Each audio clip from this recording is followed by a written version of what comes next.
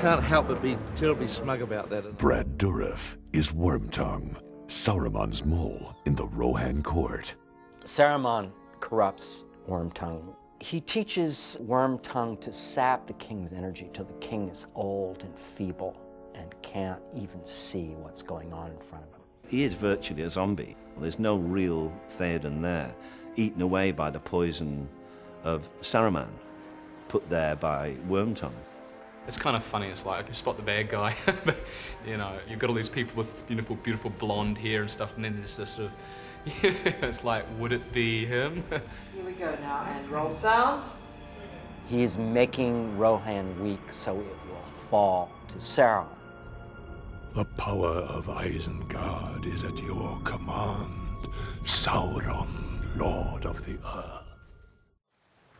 Wormtongue spits! Yeah, I got to spin on Viggo's. Actually, it never really made it. It was so windy that you could see the spit would head toward his hand and make this sharp corner. It was really windy. I've only ever served you, my lord. Brad's very much a method actor. You know, he had to do this English accent, this sort of Wormtonguish voice. But this order doesn't come from me. It comes from the king. And I never heard him talk in his real voice, ever, because he would just not get out of character. So he was basically Wormtongue. We were like having breakfast and lunch with Wormtongue. That's a big 10-4. What was that? Buddy.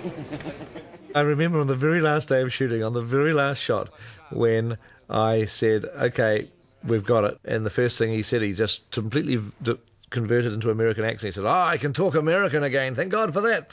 And it was like, that was the first time I ever heard him talk like Brad. I think Bernard said, I think he had the funnest remark. He said, it sounded like I had some really terrible, phony American accent. It just sounded to him to be really awful. Thought I was sending it up.